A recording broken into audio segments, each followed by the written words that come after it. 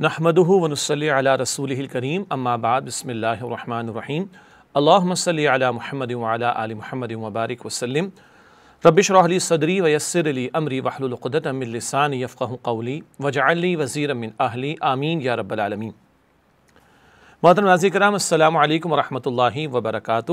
یہ سوال و جواب کا ایک مستقل سلسلہ ہم نے شروع کیا ہے اور کوشش کرتے ہیں کہ ہمارے مختلف فورمز پر جو دروس کے سلسلے و خطابات کے سلسلے جاری ہیں، ان کے تناظر میں جو سوالات آپ کی طرف سے ہمیں میسر آئیں، موصول ہوں، ان کے ہم جوابات دینے کی کوشش کریں۔ ایک بات کی ہم نے بار بار وضاحت کی ہے کہ جو فقہی نوعیت کے سوالات ہوتے ہیں اور ایسے سوالات جو مفتیان کرام کی آراء جس میں درکار ہوتی ہے، یہ مسلکی نوعیت کے سوالات ہوتے ہیں، فقہی نوعیت کے معاملات ہوتے ہیں، اس میں کوشش کیا کیجئے کہ وہ علماء کرام کی طرف ہی آپ ریفر کریں اور ان سے سوالات کے جوابات حاصل کریں۔ ہم سے وہ سوالات کیجئے کہ جو قرآن اکیڈمی کے مختلف کورسز ہیں، تنظیم اسلامی کے حوالے سے، قرآن اکیڈمی کے حوالے سے، استاد محترم ڈاکٹر اسرار احمد صاحب رحمۃ اللہ علیہ کے حوالے سے، یہ جو ہماری گفتگو میں، بیانات میں، خطابات میں، کورسز میں باتیں آپ کے سامنے آتی ہیں، ان کے تناظر میں کچھ سوالات ہو تو ہم کوشش کریں گے کہ ان کو اس فورم پر، اس سیشن میں آپ کے سامنے رکھ سکیں۔ تو آج سوالات کا سلسلہ شروع کرتے ہیں۔ سب سے پہلا سوال جو ہے وہ السلام علیکم وعلیکم السلام ورحمۃ اللہ وبرکاتہ۔ یہ مسز سید کا غالباً کو سوال ہے۔ Could you please indicate the ayat regarding the respect of in-laws from Quran? I heard you explaining the ayat this past Ramadan. I need to know the ayat and Islamic perspective for in-laws. Thank you. وعلیکم السلام ورحمۃ اللہ۔ سب سے پہلی بات یہ کہ جو سسرال کے معاملات ہیں نا، اس کے حوالے سے ہم سب بہت زیادہ حساس بھی ہیں اور سینسٹیو بھی ہیں اور غلطیاں بھی ہم سے بہت زیادہ ہو جاتی ہیں۔ غالباً جس آیت کا آپ نے فرمایا وہ آیت ہے جو سورہ نساء کی پہلی آیت ہے۔ سورہ نساء کی پہلی آیت کے بیان میں، اور سورہ نساء کی پہلی آیت نبی اکرم صلی اللہ علیہ وآلہ وسلم کئی خطبات میں اور خطبہ نکاح میں بھی تلاوت فرماتے تھے۔ وہاں ذکر آتا ہے کہ وَاتَّقُوا اللَّهَ الَّذِي تَسَاءَلُونَ بِهِ وَالْأَرْحَامَ، اور اللہ کا تقوی اختیار کرو اور رحمی رشتوں کا خیال رکھو۔ اب رحمی رشتے تو وہ ہیں جو کنشپ جسے ہم کہتے ہیں، بلڈ ریلیشنز کہتے ہیں، خونی رشتے جنہیں کہا جاتا ہے، اور اس کو جب ہم بیان کرتے ہیں تو اس میں ذکر کیا جاتا ہے ان رحمی رشتوں میں حرمتیں بھی قائم ہوتی ہیں۔ مثال کے طور پر بہن اور بھائی کا ایک خونی رشتہ ہے اور بہن اور بھائی کے درمیان حرمت بھی ہے کہ ان کا نکاح حرام ہے۔ اسی طرح بیٹی اور باپ کا معاملہ ہو تو ایک حرمت ہے، ان دونوں کا نکاح حرام ہے۔ جب ہم یہ بات بیان کرتے ہیں سورہ نساء کی آیت نمبر 1 کی روشنی میں، تو کیونکہ وہ نکاح کے موقع پر خطبہ نکاح میں بھی یہ آیت کریمہ تلاوت کی جاتی ہے، تو ہم ذکر کرتے ہیں کہ جیسے حرمت ہمارے اپنی امیڈیٹ گھر میں ہے، بہن بھائی کے درمیان، باپ اور بیٹی کے درمیان، بیٹے اور ماں کے درمیان، اسی طرح جب نکاح ہو جاتا ہے تو کچھ حرمتیں قائم ہو جاتی ہیں۔ عجیب بات ہے اور عجیب نکتہ ہے کہ نکاح کے نتیجے میں کچھ حلال ہو جاتا ہے اور کچھ حرام ہو جاتا ہے۔ یعنی جب نکاح ہو جاتا ہے تو ایک شخص، ایک مرد اور ایک عورت، وہ آپس میں شوہر اور بیوی ہو جاتے ہیں، وہ ایک دوسرے کے لیے حلال ہو جاتے ہیں۔ لیکن ایک عورت جو کہ اب بیوی بن چکی ہے، اس کا اپنے سسر سے بھی حرمت کا رشتہ ہو جائے گا، یعنی بہو کا اور سسر کا نکاح حرام ہے۔ اسی طرح داماد ہے تو ساس سے نکاح حرام ہے، ایسے ہی ہے نا؟ تو یہ حرمت آئے گی تو اب تقدس بھی آئے گا، ادب بھی آئے گا، احترام بھی آئے گا، شفقت بھی آئے گی۔ اب داماد کو بھی ماں باپ کی طرح اہمیت دینی چاہیے ساس سسر کو، اور بہو کو بھی ماں باپ کی طرح ساس سسر کو اہمیت دینی چاہیے۔ ماں باپ تو بہرحال جو اصل ماں باپ ہیں وہ تو اپنے مقام پر ہیں اور ان کا بہت بڑا ہم پر حق ہے، البتہ میں حرمت کے تعلق سے بیان کر رہا ہوں۔ تو جیسے داماد اور ماں، اس کی ساس کا نکاح حرام ہے، اسی طرح یہاں حرمت آئے گی تو داماد کو بھی ساس سسر کو ماں باپ کی طرح بڑا رتبہ دینا چاہیے، بہو کو بھی ساس سسر کو ماں باپ کی طرح بڑا رتبہ دینا چاہیے، کیونکہ حرمت قائم ہو گئی، بہو کا سسر سے نکاح حرام ہے۔ اسی طرح ساس سسر کو کہا جائے گا اگر داماد ہے تو بیٹے کی طرح اس کو عزت دیں، اہمیت دیں۔ اسی طرح اگر بہو ہے تو اس کو بیٹی کی طرح عزت دیں۔ یہ تو ہے ساس سسر، داماد اور بہو کے تعلق سے۔ البتہ ان لاز میں اب وہ بھی آتے ہیں کہ جناب ایک شخص ہے، ایک شوہر ہے، تو اس کی بیوی کی بہن وہ سالی صاحبہ، اور پھر بھائی جو ہے وہ سالے صاحب، اور ساری دنیا ایک طرف جوروں کا بھائی ایک طرف، وہ تو ہمارے بات بڑی مشہور ہے۔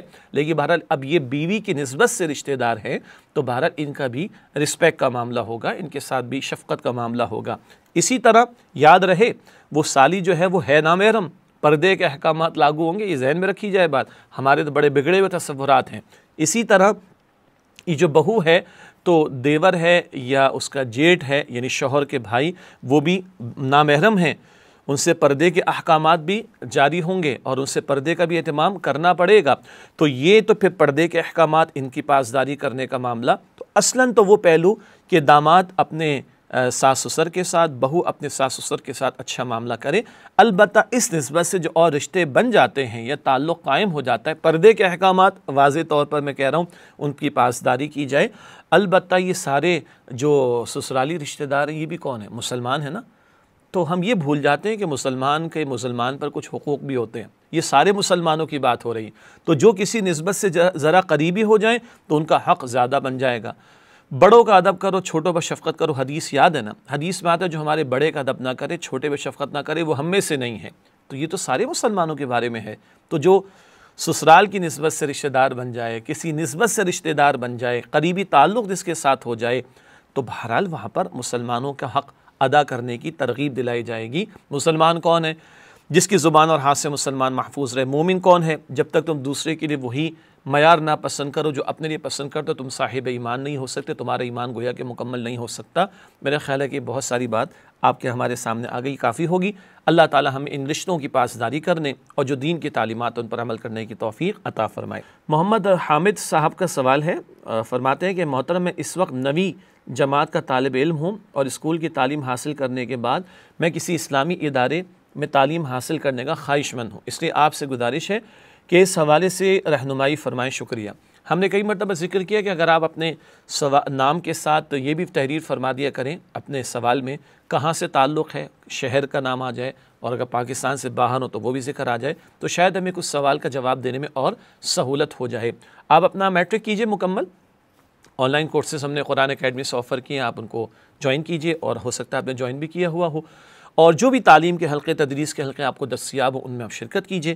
اور میری ریکمنڈیشن ہوگی کہ ساتھ ساتھ استاد محترم ڈاکٹر اسرار احمد صاحب رحمۃ اللہ علیہ کا جو بیان القرآن ہے، قرآن حکیم کا ترجمہ تشریح، اس کو بھی سننے کا اہتمام کیجئے۔ آپ میٹرک مکمل کیجئے، اس کے بعد باقاعدہ کو دین کی تعلیم حاصل کرنے کی بھی کوشش کیجئے۔ اگر آپ پاکستان کے کسی میجر سٹی میں ہیں، میجر شہر میں ہیں، بڑے شہر میں ہیں، کراچی ہے، لاہور ہے، اسلام آباد ہے، اسی طرح ملتان ہے، اور بھی، تو آپ ہمیں بتائیے گا، تو ہماری جو قرآن اکیڈمیز کے مراکز ہیں ہم آپ سے ان کو وہ شیئر کر لیں گے۔ باقی آپ تفصیلات کے لیے ہماری ویب سائٹ وزٹ کیجئے قuranicademy.com، تو بہت سارے کورسز جو آن لائن بھی ہیں اور فزیکل بھی ہیں، ان کی بھی آپ کو تفصیلات انشاءاللہ تعالی مل جائیں گی۔ سوال ہے کہ کیا شوہر کا حق ماں باپ سے زیادہ ہے؟ یعنی ایک خاتون کے لیے کیا اس کے شوہر کا حق اس کے ماں باپ سے زیادہ ہے؟ جی ہاں، بالکل بات ایسی ہی ہے۔ اصولی طور پر ماں باپ کا حق بہت بڑھ کر ہے۔ اللہ سبحانہ و تعالیٰ اور اللہ کے رسول علیہ السلام کی محبت اور اطاعت تو سب سے بڑھ کر ہونی چاہیے۔ اس کے علاوہ بات ہو رہی کہ ماں باپ کا حق تو سب سے بڑھ کر ہے، لیکن جب ایک خاتون کا نکاح ہو جاتا ہے تو اس کے شوہر کا حق اللہ تعالیٰ اور اس کے رسول علیہ السلام کے بعد سب سے بڑھ کر ہے۔ یہی وجہ ہے کہ عام طور پر اولاد کے لیے کہا گیا کہ جنت تمہاری ماں کے قدموں کے نیچے ہے، اور اللہ کی رضا والد کے رضا میں، اور اللہ کی ناراضگی والد کے ناراضگی میں ہے۔ البتہ خاتون کے لیے کیا کہا گیا؟ اللہ کے رسول مکرم صلی اللہ علیہ وسلم کی مبارک حدیث جامع ترمذی میں آپ نے فرمایا کہ جس بیوی سے اس کا شوہر راضی ہو تو اللہ سبحانہ و تعالیٰ کل اس بیوی کو اختیار دے گا کہ وہ جنت کے جس دروازے سے چاہے داخل ہو جائے۔ تو جیسے عام حالات میں جنت کو ماں باپ سے جوڑا گیا یا ماں باپ کے ساتھ جوڑا گیا، ایک خاتون جو کہ شادی شدہ ہو گئی، بیوی بن چکی ہے، اس کی جنت کو شوہر کے ساتھ جوڑ دیا گیا۔ تو اس حوالے سے تو یہی کہا جائے گا کہ ہاں، شوہر کا حق ماں باپ سے بڑھ کر ہے۔ بیوی کو اپنے ماں باپ کے گھر بھی جانا ہو تو شوہر کی اجازت سے جائے، یہ تو ہے اصولی جواب۔ اس کے بعد اگلی بات ہوتی ہے کہ کیا پھر بیویاں اپنے ماں باپ کی کچھ بھی نہیں؟ ارے نہیں، بہت کچھ ہیں، ان کا تعلق بھی ہوگا، ان کا آنا جانا بھی رہنا چاہیے، اور ایک شوہر کو بھی اس بات کا اہتمام کرنا چاہیے کہ بیوی کو یہ موقع بھی ملے کہ وہ اپنے ماں باپ کے گھر بھی جا سکے، کچھ ان کے ساتھ وقت گزارنا چاہے تو گزار سکے، یا جس طور پر بھی ممکن ہو وہ اپنے ماں باپ کی خدمت کر سکے۔ اور اچھے داماد تو وہ ہوتے ہیں جو اپنے ساس سسر کو بھی ماں باپ کی طرح احترام ان کو دیتے ہیں، ان کی خدمت کرتے ہیں۔ تو یہ ہیں وہ اخلاقی تعلیمات جو ہمارے دین نے عطا فرمائی۔ اصولی بات وہ ہے کہ ہاں، شوہر کا حق ماں باپ سے بڑھ کر ہے، اور عملاً اخلاقی طور پر کہا جائے گا کہ شوہر بیوی کو بھی یہ اس بات کا موقع دے اور خود بھی کوشش کرے کہ بیوی بھی اپنے ماں باپ سے مل سکے اور ان کے ساتھ کچھ وقت گزار سکے اور ان کی خدمت کر سکے، اور اس شوہر کو بھی سعادت سمجھنی چاہیے کہ جو کہ داماد ہے کہ وہ اپنے ساس سسر کی خدمت کا اہتمام کرے۔ تو یہ ہے جو قانونی اعتبار سے بھی اور اخلاقی اعتبار سے بھی دونوں پہلو اس سوال کے ذیل میں ہمارے سامنے آئے۔ اگلا سوال بڑا دلچسپ ہے، بہت سارے لوگوں کی طرف سے آیا ہے، اور وہ یہ ہے کہ سوال پوچھنے کا کیا طریقہ ہے۔ ماشاءاللہ، بہت اچھی بات ہے، یو آر موسٹ ویلکم۔ پہلی بات تو ہے کہ جو آپ تک ہمارے سلسلہ پہنچ رہا ہے فیس بک کے ذریعے اور دیگر ذرائع کے ذریعے، وہیں پر آپ اپنا سوال پیش کر سکتے ہیں، نمبر 1۔ نمبر 2 یہ ہے کہ سوال اگر مختصر ہو تو زیادہ اچھی بات ہوگی، تاکہ کیونکہ ہمیں پورا سوال پڑھ کر سنانا ہوتا ہے، سچی بات ہے، تاکہ بات پوری واضح ہو سکے، تو سوال نمبر 2 مختصر ہونا چاہیے۔ نمبر 3 یہ ہے کہ اگر خواتین سوال کر رہی ہوں تو ہماری گزارش ہے کہ وہ اپنے گھر کے کسی محرم کا یعنی مرد کا حوالہ دے کر، کسی کی صاحبزادی ہوں گی، کسی کی بہن، کسی کی والدہ، کسی کی اہلیہ ہوں گی، وہ حوالہ دے دیں تو ہم اس کو یہاں اناؤنس کر دیا کریں گے انشاءاللہ، تاکہ اندازہ بھی ہو جائے کہ آپ کے سوال کی باری آ چکی ہے۔ اور اگلا نقطہ یہ ہے کہ جو بار بار ہم نے ذکر کیا، جس پر ماشاءاللہ آپ لوگ عمل کر رہے ہیں، اگر آپ اردو میں ٹائپ کر سکتے ہیں، آج کل تو یہ فیسلٹی ہے سب کے پاس اویلیبل، تو اردو میں ٹائپ کر دیں اگر اردو میں سوال کرنا ہے، اور انگریزی میں کرنا ہے تو انگریزی میں کر لیں، انشاءاللہ تعالی ہم کوشش کریں گے کہ اس کو انگریزی میں پڑھ کر سمجھ کر آپ کے سامنے جواب رکھ دیں۔ پھر سوالات وہ جو خالص فقہی نوعیت کے، جن میں فتوے کی ضرورت بھی ہوا کرتی ہے، کچھ حساس فقہی مسائل بھی ہوتے ہیں، وہ ہمارا دائرہ کار نہیں، تو وہ ہم گزارش کرتے ہیں کہ آپ علماء کرام سے، مفتیان کرام سے معلوم کریں۔ اب ماشاءاللہ علماء کرام اور مفتیان کرام کی ویب سائٹس موجود ہیں، اپنے متعلقہ مسلک کے علماء سے آپ وہ سوال پوچھ لیں۔ ہم کوشش کرتے ہیں کہ فقہی مسائل کی تفصیل میں نہ جائیں، ہاں کوئی سادہ سی بات ہوگی جو ہمارے علم میں ہوگی، جو علماء سے ہم نے سیکھی ہے، ان سے حاصل کی ہوگی، تو وہ آپ تک انشاءاللہ تعالی پہنچا دیں گے۔ اور سوال کرنے کے بعد اپنی باری کا انتظار کیجئے، کافی سوالات ہوتے ہیں، ہمیں پک اینڈ چوز کر کے ان کے جوابات دینے ہوتے ہیں، پھر بھی کوئی سوال جواب دینے سے رہ جائے تو آپ ہمیں ریمائنڈ کرا دیں، اگر ہم نے اس سیشن میں آپ کو جواب دینا ہوگا تو سیشن میں جواب دے دیں گے، یا ادروائز ہم آپ کو پرائیویٹ میسیج میں جواب دینے کی کوشش کریں گے۔ جزاکم اللہ خیر۔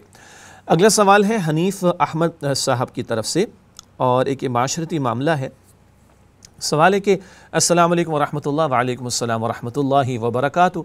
محترم، ہمارے معاشرے میں ایک روایت، یہ ماشاءاللہ سوال اردو میں لکھا ہوا ہے، ہمارے معاشرے میں ایک روایت بہت عام ہے، وہ یہ کہ اگر کوئی اولاد کم علمی یا اپنی بدبختی کے باعث اپنے والدین سے بدسلوکی پر آمادہ ہو تو لوگ یہی کہتے ہیں کہ بھائی جو بویا ہے وہ تو کاٹنا پڑتا ہے، یعنی انہوں نے بھی اپنے ماں باپ کو ستایا ہوگا تو ان کی اولاد ان کی نافرمان ہے۔ تو گویا اس کا مطلب تو یہ ہوا کہ یہ سلسلہ تو پھر بہت پیچھے سے چلا آ رہا ہے اور آگے بھی کہیں تھمنے کا کوئی اشارہ نہیں۔ اس کے برعکس ہم یہ بھی دیکھتے ہیں کہ ایک ہی والدین کی اولاد میں کوئی ایک تو اپنی اس بدبختی پر مہر لگاتا ہے، مگر دوسرے انتہائی فرمانبردار بھی ہوتے ہیں۔ تو پھر یہ کیا ہے؟ اگر یہ بچپن یا نوجوانی یا عمر کے کسی بھی حصے میں اپنے والدین کے ساتھ کی ہوئی کسی کرتوت کا ثمر ہوتا ہے تو کیا یہ اسی طرح فارورڈ ہوتا رہتا ہے؟ جبکہ تعلیمات نبوی صلی اللہ علیہ وآلہ وسلم کے مطابق بندہ والدین کی حیات و بعد الممات ان کے ایصال ثواب کے ذریعے اللہ سے مغفرت بھی تو طلب کرتا رہتا ہے۔ ایک سوال میں کئی پہلو ہیں، اصولی بات یہ ہے کہ اس بات کا امکان ہو سکتا ہے، ضروری نہیں کہ ہر ماں باپ کے ساتھ یہ معاملہ ہو، اس بات کا امکان ہو سکتا ہے کہ کہیں کبھی کسی نے اپنے والدین کو ستایا ہو تو اس کو اس کی سزا ملے اور اس کی اولاد کے ذریعے ملے، اس کا امکان ہو سکتا ہے۔ ایک حدیث جو جامع ترمذی میں بھی ہے، اس میں حضور علیہ الصلوۃ والسلام نے فرمایا کہ بعض گناہ ایسے ہوتے ہیں کہ جن کی سزا اللہ سبحانہ وتعالیٰ دنیا میں بھی دیتا ہے، اور اس میں ایک ماں باپ کو ستانے کی سزا بھی شامل ہے۔ اللہ تعالیٰ ہم سب کی حفاظت فرمائے۔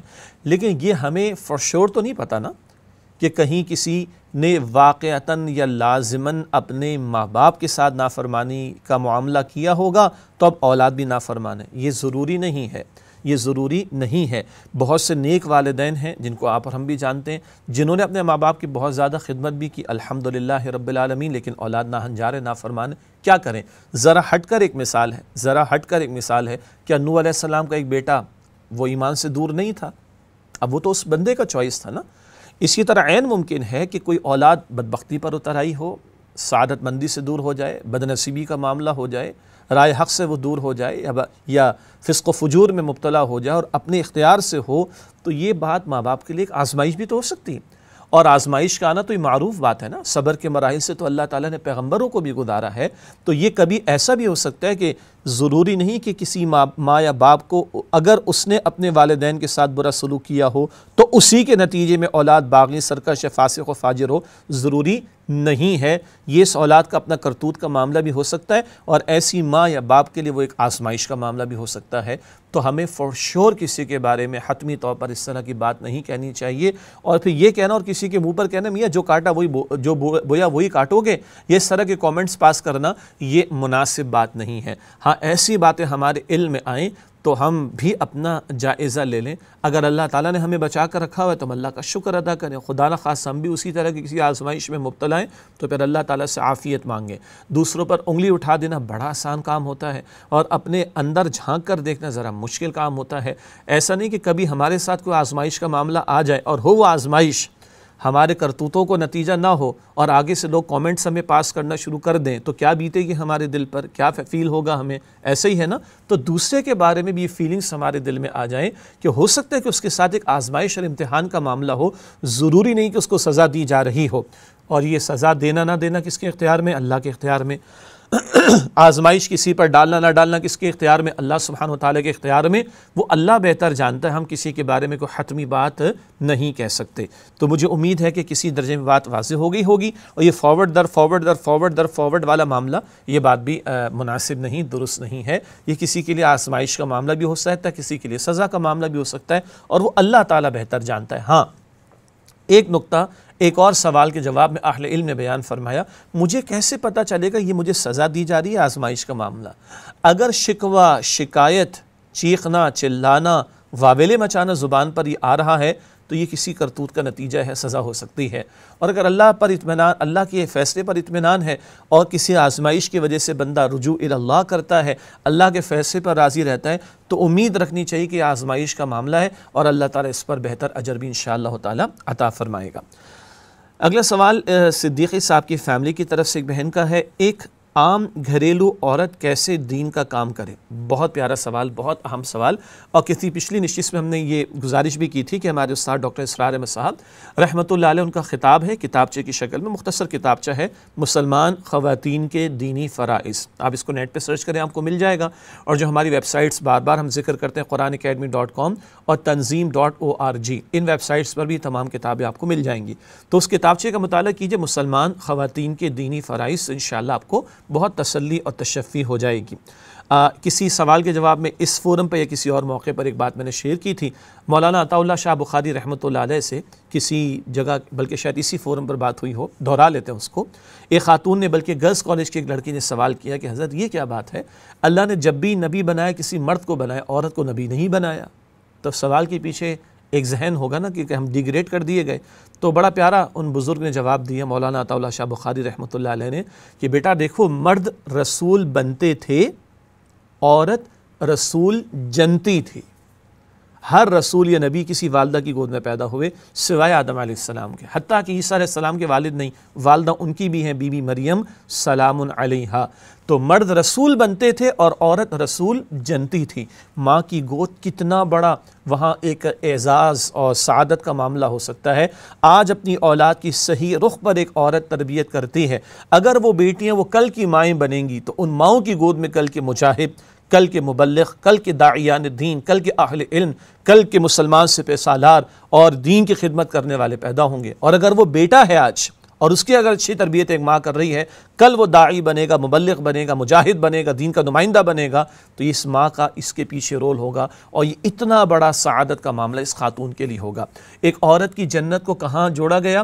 شوہر کے ساتھ، جیسے کہ تھوڑی دیر پہلے ذکر کیا گیا، جس بیوی سے اس کا شوہر راضی ہو جائے، اللہ سبحانہ وتعالی اسے اختیار دے گا کہ جنت کے جس دروازے سے چاہے داخل ہو جائے۔ تو ایک شادی شدہ خاتون کے لیے اولین ذمہ داری شوہر اور اولاد کے تعلق سے ہے۔ پھر اللہ نے خاتون کو موقع دیا ہے تو اس کے بہن بھائی ہوں گے، ماں باپ ہوں گے، قریبی رشتہ دار، محرم رشتہ دار، مردوں کی بات کر رہا ہوں، اس کی سہیلیاں ہوں گی، ان تک وہ دین کی بات پہنچا سکتی ہے۔ اللہ تعالیٰ نے کسی خاتون کو تھوڑی بہت صلاحیت دی ہے، اپنے گھر میں بچوں کو پڑھا سکتی، بڑی خواتین کو پڑھا سکتی، اگر اللہ نے کچھ صلاحیت اس کو عطا فرمائی، کسی دینی اجتماعیت سے جڑے گی تو اپنی قریب کی خواتین کے درمیان میں رہ کر کام کرنے کا موقع ملے گا۔ البتہ یہ ساری ذمہ داریاں باہر والی بعد میں ہیں عورت کے لیے، جس میں حجاب کا حکم، گھر کی اجازت، سارے معاملات بھی شامل ہیں۔ اول اس کو اپنے گھر کی ذمہ داری پوری کرنی، اسی کے بارے میں اللہ تعالیٰ اس سے سوال کرے گا۔ تو اگر یہ تصور کلیئر ہو کہ عورت کا اصل دائرہ کار کیا ہے، اسی تعلق سے اس پر ذمہ داری ہے، تو یہ سوال کا جواب بڑا آسان ہے۔ ایک خاتون گھر میں رہ کر بھی بہت بڑا دین کا کام کر سکتی ہے، جیسے کہ اشارہ کیا گیا، اور اس کتابچے کا ضرور مطالعہ کیجئے، مسلمان خواتین کے دینی فرائض۔ اگلا سوال حماد اللہ صاحب کا ہے، I need to know regarding Arabic courses and Quran courses offered from beginners on weekend only۔ یہ ایک آپ کا اچھا سوال ہے۔ ایک تو ہم آپ کو مشورہ دیں گے، جو ہماری قرآن اکیڈمی سے ابھی ہم نے آن لائن کورسز آفر کیے ہیں، جو کہ منڈے ٹو تھرسڈے ہیں نارملی، اور ایک فرائیڈے کو رات کو 8 بجے ہمارا لیکچر ہوتا ہے، تو یہ ویک ڈیز میں تو ہیں، لیکن ان تمام کی ریکارڈنگ آپ کو اویلیبل ہوگی۔ تو آپ ہماری قرآن اکیڈمی پر جائیے، قرآنacademy.com ویب سائٹ پر جائیے، آپ رجسٹر ہو سکتے ہیں، انرول ہو سکتے ہیں، اور اس کے نتیجے میں جو آسان عربی گرامر، بہت بیسک عربی گرامر کا کورس ہے بہت بگنرز کے لیے، تو وہ آپ اس سے استفادہ کر سکتے ہیں، پوائنٹ 1۔ سیکنڈلی، آپ بے شک منڈے سے ٹیوزڈے، اگر تھرسڈے آپ کو پاسبل نہیں تو آپ اس کو سیٹرڈے کو سن سکتے ہیں انشاءاللہ تعالیٰ، تب بھی آپ کو فائدہ ہوگا۔ ہاں سچ ہوگا کہ سوالات کا شاید آپ کو موقع نہ مل سکے، جب آن لائن کلاس چلتی ہے تو سوالات کا بھی ٹیچر کے ساتھ ٹیکسٹ کے تھرو موقع رہتا ہے۔ اس کے علاوہ ہمارے استاد انجینئر نوید احمد صاحب رحمۃ اللہ علیہ، اللہ ان کی مغفرت فرمائے، ان کی بھی بہت قیمتی ویڈیوز ہیں جو قرآن اکیڈمی کی ویب سائٹ پر آپ کو مل جائیں گی، ان سے بھی آپ فائدہ اٹھا سکتے ہیں۔ اسی طرح ہمارے ایک بڑے پیارے ساتھی ہیں جو کہ فیصل آباد میں ہیں، عامر سہیل صاحب، بہت معروف شخصیت ہے ماشاءاللہ، ان کو اللہ نے بڑی توفیق عطا فرمائی، اور وہ بہت اچھے طریقے سے قرآن کریم کی گرامر کو سکھا رہے ہیں۔ وہ ڈفرینٹ کورسز بھی آفر کرتے ہیں، اور یوٹیوب پر آپ ان کی ویڈیوز سے بھی استفادہ کر سکتے ہیں۔ اور اگر آپ انگریزی میں چاہ رہے ہوں تو الحمدللہ قرآن اکیڈمی کے ہمارے ایک بڑے پیارے ساتھی ہیں عارف عرفان اللہ صاحب، ماشاءاللہ وہ IBA میں لیکچرار بھی ہیں، اور فائنانس کی سائٹ پر بھی وہ teaching world wide online بھی کرتے ہیں ماشاءاللہ، اور ان کو اللہ تعالیٰ نے توفیق دی، انہوں نے قرآن اکیڈمی سے کورس بھی کیا، اور سنڈے کو وہ عربک گرامر انگلش میں ماشاءاللہ پڑھا رہے ہیں۔ تو آپ قرآن اکیڈمی کی ویب سائٹ پہ چیک کر سکتے ہیں، ہمارے کانٹیکٹ ڈیٹیلز میں جا کر ای میل کے تھرو info@quranacademy.com info@quranacademy.com، وہاں بھی آپ جو ہے وہ سوال اپنے پوسٹ کر سکتے ہیں، تو انشاءاللہ مزید تفصیلات آپ کو پیش کر دی جائیں گی۔ اگلا سوال ہے شکیل احمد صاحب کا، how can I spend money in القرآن آف ڈاکٹر اسرار صاحب۔ القرآن نہ کہیں، آپ قرآن اکیڈمی کہیں۔ تو ایک ہماری قرآن اکیڈمی کراچی میں ہے، جس کی ویب سائٹ ہے قرآنacademy.com، آپ وہاں پر وزٹ کر سکتے ہیں، اور اگر آپ قرآن کی خدمت کے لیے ڈونیشن دینا چاہتے ہیں تو آپ قرآن اکیڈمی کی ویب سائٹ پر جائیے گا، آپ کو وہاں پر ایک بینر ملے گا، تعاون کریں، اردو میں لکھا ہوا ہے، اس کے اندر آپ ڈیٹیل میں جائیں گے تو آپ کو ہماری بینک ڈیٹیلز مل جائیں گی۔ زکوٰۃ کے لیے الگ اماؤنٹ ہے، اور ہماری کوشش ہے کہ ہم آپ کے ریکویسٹ کریں کہ نان زکوٰۃ آپ ڈونیشن اگر دینا چاہیں تو وہاں پہ بینک ڈیٹیلز موجود ہیں۔ جب آپ آن لائن اگر کوئی ٹرانسفر کریں گے تو انشاءاللہ آپ ہمیں انفارم کر رہے ہوں گے، جو بھی آن لائن ٹرانسفرز کا طریقہ کار ہوتا ہے باقاعدہ اس کی ہم ریسیٹ بھی آپ کو ایشو کریں گے۔ یہ بھی میں آپ کو کلیئر کر دوں کہ عام طور پر ہم چندے کی اپیل نہیں کرتے الحمدللہ رب العالمین، لیکن کیونکہ سوال آئے تو ہم نے آپ کے سامنے اس کا جواب رکھنے کی کوشش کی۔ اور یہ بھی عرض کر دوں کہ الحمدللہ انجمن خدام القرآن سندھ کراچی، یہ آفیشیل ٹائٹل ہے ادارے کا، انجمن خدام القرآن سندھ کراچی، اور پھر معروف ہے قرآن اکیڈمی۔ اس قرآن اکیڈمی کا جو ہے وہ ایئرلی بیسس پر فائنینشیل آڈٹ بھی ہوتا ہے، ایکسٹرنل آڈیٹرز اس کو آڈٹ کرتے ہیں، اور باقاعدہ اس کی رپورٹ بھی ایشو کی جاتی ہے۔ تو صاف شفاف پورا ایک سلسلہ ہے، اگر آپ کو اعتماد ہو تو ماشاءاللہ آپ اس میں اسپینڈ کرنا چاہیں، کنٹریبیوٹ کرنا چاہیں تو آپ کر سکتے ہیں۔ سمپلی قرآنacademy.com پر آپ جائیں گے، تعاون کرے کا ایک بینر ہے، اس کے اندر آپ کلک کر کے جائیں گے، آپ کو بینک ڈیٹیلز اور رابطے کے لیے کانٹیکٹ نمبر اور ای میل ایڈریس میں انشاءاللہ واٹس ایپ نمبر بھی آپ کو وہاں پر انشاءاللہ اویلیبل ہوگا۔ اگلا سوال ہے نعمان احمد صاحب کا، سوال ہے کہ میں تنظیم اسلامی میں کیسے شامل ہو سکتا ہوں؟ بہرحال ہو سکتا ہے کہ سوالات، کیونکہ یہ اب اللہ نے ہمارے دل میں بات ڈالی، ساتھیوں نے مشورہ بھی ہمیں دیا، تو اب یہ ہم کو سوال و جواب کا سلسلہ کیو سیشن آپ کے سامنے رکھ رہے ہیں۔ ممکن ہے سوال اور بھی بہت سے لوگوں کا ہو، اور شاید یہ سوال نعمان احمد صاحب کا کچھ پرانا بھی ہو، تو آج اس کے جواب کا موقع ہے۔ تنظیم اسلامی میں شامل ہونے کے لیے 2-3 بنیادی باتیں ہیں۔ پہلی بات تو یہ ہے کہ ہمارا بیسک جو لٹریچر ہے کوشش کریں اس کا مطالعہ کر لیں۔ 2-3 بنیادی کتابچیں استاد محترم ڈاکٹر اسرار احمد صاحب رحمۃ اللہ علیہ کے دینی فرائض دینی کا جامع تصور، فرائض دینی کا جامع تصور ایک بہت بیسک ہمارا ڈاکیومنٹ، ایک بہت بیسک بکلیٹ ہے۔ اسی طرح تنظیم اسلامی کی دعوت، تنظیم اسلامی کی دعوت، یہ بہت پیارا خطاب استاد محترم ڈاکٹر اسرار احمد صاحب رحمۃ اللہ علیہ کا، پوری تنظیم کی ایک بنیادی فکر اور دعوت ہمارے سامنے آ جاتی ہے۔ اور ایک ہے رسول انقلاب کا طریق انقلاب صلی اللہ علیہ وآلہ وسلم۔ یہ 2-3 بنیادی کتابچیں جو ہماری گزارش ہوتی ہے کہ ضرور آپ ان کا مطالعہ کر لیں، اور یہ تمام کتابچیں ہماری دونوں ویب سائٹس پر قرآنacademy.com اور تنظیم.org پر آپ کو انشاءاللہ اویلیبل ہوں گے۔ یہ اگر آپ مطالعہ کر لیں گے تو آپ کو کلیئرٹی ہو جائے گی انشاءاللہ تعالی۔ پھر آپ اگر پاکستان پاکستان میں کہیں بھی ہوں تو پھر انشاءاللہ آپ ہم سے کانٹیکٹ کیجئے tanzeem.org tanzeem.org پر جائیں گے تو آپ کو ہمارے پورے پاکستان بھر کے میجر سٹیز کے جو آفیسز ہیں ان کے فون نمبرز آپ کو مل جائیں گے. تو آپ اپنے شہر میں دیکھیے کس شہر سے آپ کا تعلق ہے, وہاں پہ فون نمبر پہ آپ رابطہ کر سکتے ہیں. جو ہمارے ساتھی تنظیم اسلامی کے سینئر ہوں گے, ذمہ دار ہوں گے, وہ انشاءاللہ تعالیٰ آپ کو مزید آپ کو گائیڈ کر سکیں گے. تنظیم اسلامی میں شامل ہونے کے لیے ایک بیعت کا تصور ہمیں دیا گیا, وہ جو آپ پڑھیں گے تنظیم اسلامی کی دعوت, اس میں بھی آپ کو یہ بات انشاءاللہ تعالیٰ تفصیل سے ملے گی. وہ بیعت فارم ہماری ویب سائٹ پر بھی اپلوڈڈ ہوتا ہے tanzeem.org.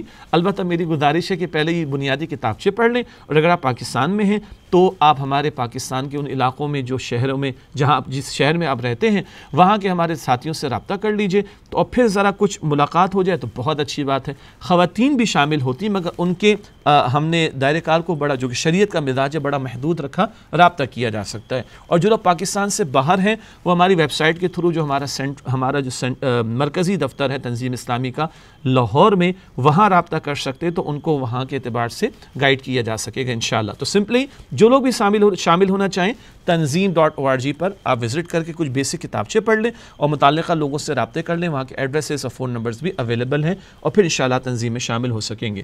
ایک دلچسپ سوال میں آپ کے سامنے رکھوں. لوگ کہتے ہیں تنظیم اسلامی میں شامل ہونے کے بعد کیا کرنا پڑے گا.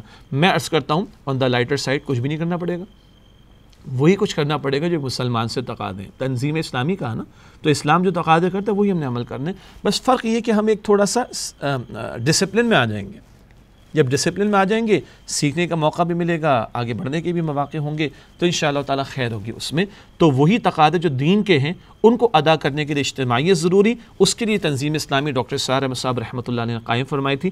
آپ آگے بڑھیے, اللہ تعالیٰ آپ کو ہم سب کو مزید توفیق عطا فرمائے. بس ایک سوال اور لیں گے, ہم کوشش کریں گے کہ عام طور پر 30 منٹ تک کی نشست ہم آپ کے سامنے پیش کر سکیں.